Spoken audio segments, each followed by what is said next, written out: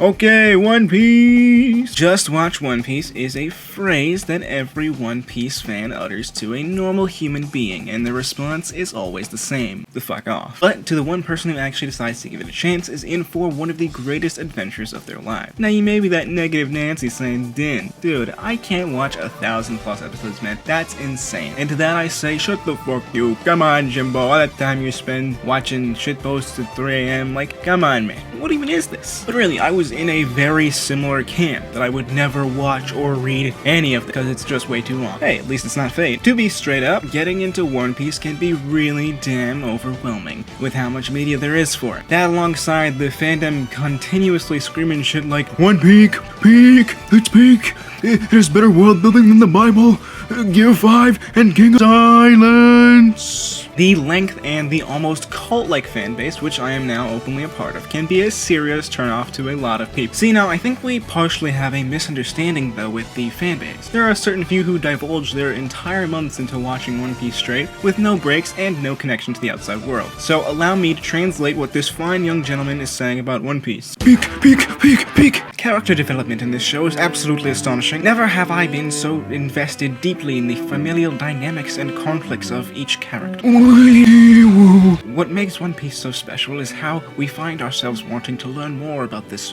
vast world shrouded in mystery and at times chaos. We'll do one more for safekeeping. Boom! I like men. So clearly there's a lot more to One Piece that not every fan has the ability to effectively communicate. So I'm gonna take a crack at telling you why One Piece is actually peak. Before I start off, I want to clear up some misconceptions. Misconception number 1. Pirates are one-dimensional drinkers and raiders and not much else to it. Wrong. In this show, being a pirate is just as simple as putting what they call a Jolly Roger on a sail and doing your thing. You can be a circus clown, a bunch of cooks, a traditional pirate, or just a group of friends having fun. Misconception number 2. The One Piece anime has the most filler in a shonen. Filler only accounts for 10% of the series in One Piece, and it's pretty easy to avoid, considering it usually makes no sense to the overall plot. Now, 10% of 1,000+ is a fair amount, but like I said, it's easy to avoid, especially if you use a filler guide. And considering how long the series is, most of the time won't be spent on filler. And hey, at least it's not Naruto. Misconception number 3. All women look the same.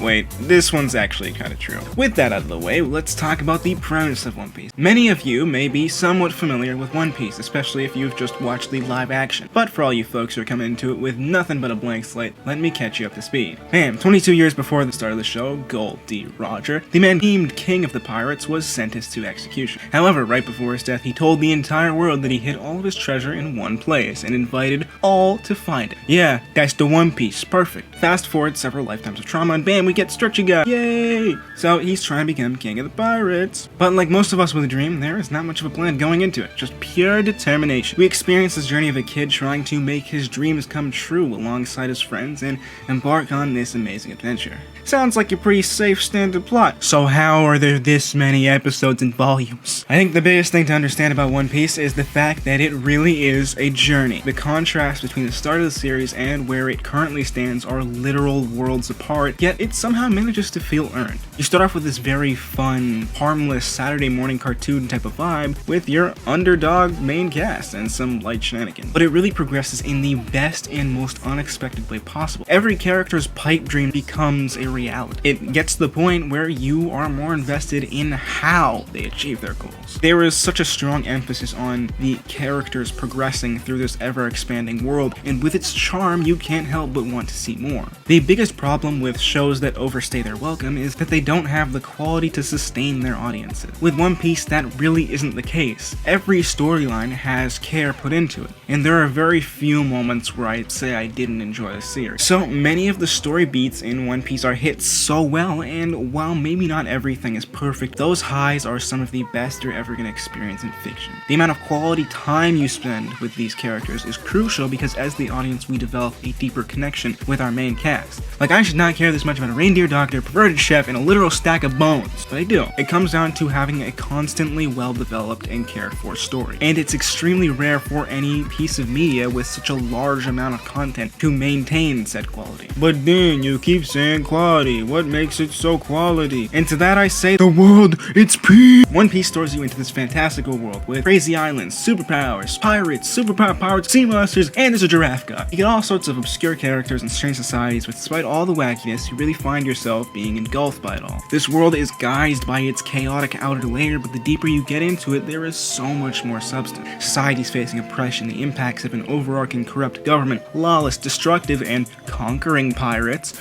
rebellions, and a secret forbidden history. It's so much that you really wonder where Oda got all these ideas from. Oh, yeah.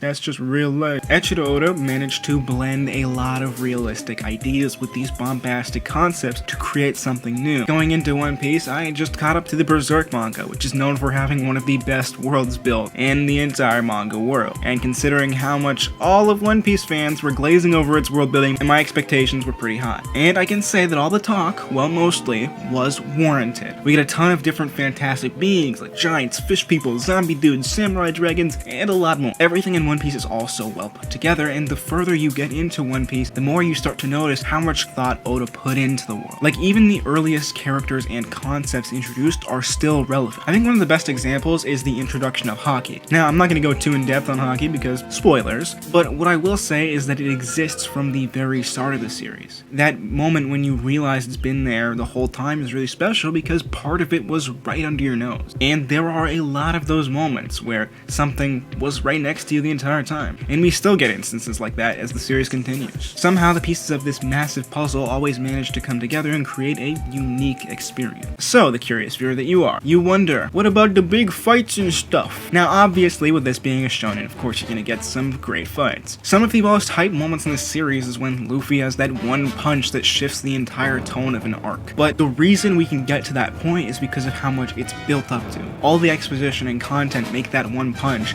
that he finally lands so satisfying. A lot of anime have those moments of, okay, now punchy time, but with One Piece, it likes to build up the weight of that punch. Whether it be through a series of training, or building up how evil a villain has been, the feeling is always really well earned. That is a common trait that happens in every arc, that one tide shifter that gives you the belief in our main crew. The feeling that our characters are inching closer to their dreams. On that point of the fights, I also want to touch on the way they handle power scaling. Power scaling can be a very fickle thing in any show, and especially anime. One Piece uses pirate bounties to establish where people's levels are at. But it isn't just power-based, it's based on the threat the world government feels based on the pirate. There are a specific few characters who are extremely sought after because of their knowledge. I think it's a really fun way of doing power scaling, and because they adjust it after every arc, it makes things really interesting. Some of my favorite parts of the series are those post-arc bounty increases, and we get to see the implications of the change throughout the world.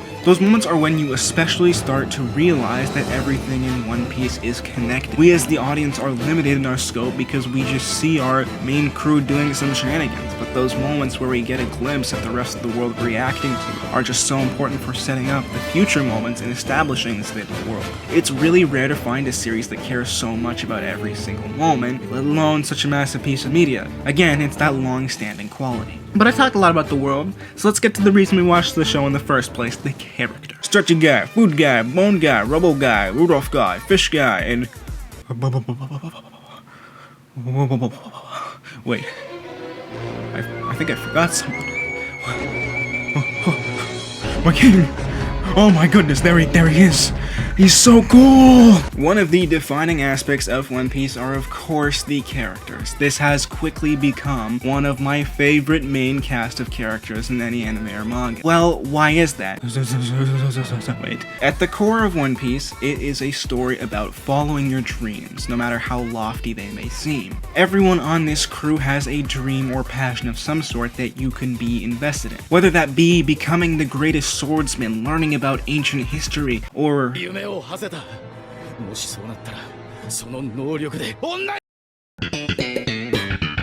And not only do these characters have their main dreams, but also other interests and desires that add depth to their character, be that some smaller ambition or something big. Oda also does a great job of making you invested in their dreams. The main casts all have extremely depressing backstories that you can only wonder, Oda, you okay, man? I'm here to talk anytime you need, my friend. Like, everyone in this crew had something horrible happen to them as children that, like, fucked them up real bad as adults. Heck, you don't even have to be a Straw Hat for a tragic backstory. Like, Law has one of the most heartbreaking backstories. His shit hurts, man. It hurts a lot. But you become more invested in these characters seeing what they came from.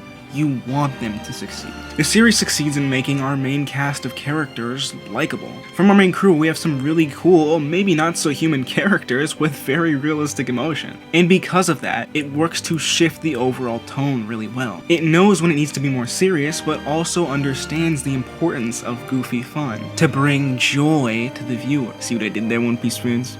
Point is that the show knows when to hit those specific emotional beats, and the characters allow that transition to be seamless. One character we obviously see this the most from is our main rubber boy. Luffy is such a fun protagonist, and from his very first moments on screen, you know that wherever he goes, chaos is gonna ensue, but you're looking forward to it. For a while, you may start this journey with Luffy thinking he's a one-dimensional idiot who likes meat and punching stuff.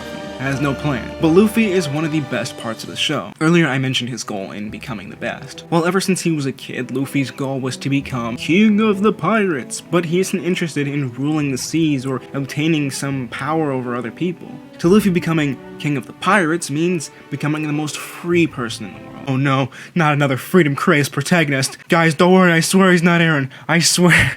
For Luffy, becoming king means having adventures with his friends. It means exploring uncharted territory and just having fun. I think it's a really fun switch up when our main shonen protagonist isn't obsessed with becoming the most powerful, so everyone will respect him.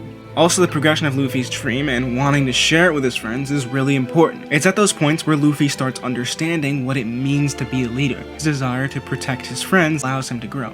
On top of that, his other desire to help people is one of his most defining traits. On his journey to achieve his dream, there are a lot of bumps and twists in the road, and those a lot of the time end up being moments where he has to help others who are struggling. In particular, his desire to help anyone who he feels is his friend. Luffy is always the first one to take action when he feels passionate. And that's why those moments where he lands that crucial blow feels so impactful. Luffy's trying to become the king of the pirates his way, the most authentic to the person that he is, someone who can bring smiles to the face of others. And I think that basic idea layered with an assortment of character development creates a whole new level of meaning that you get to experience through this crazy adventure. Again, Luffy is only one character, and having a loyal main cast there to support him adds a whole new spice to the voyage. Now let's come back to the main point of this video. Just watch One Piece. Now maybe you haven't cared about what I said at all, and my final case for this series is just give it a real chance. That's really how I got into it. Initially, I started watching the first episode and wasn't feeling it at the time, so I stopped around halfway through. Because after a little while, I finally allowed myself to watch the episode in full, and to watch a few others to test the waters, and I found myself being really charmed by it. Now I'm caught up to the manga too, which I also recommend because it saves some time if that's a concern. Just be ready for Zolo. So above all else, if you can take anything from this video, just give it a chance, and take it at your own pace, because I promise you that this is going to be one of the most fun rides you'll experience with the series. And hey, maybe one day you'll be convincing someone else to get into One Piece. Anyway, time to go figure out Fate. I have no idea what's going on.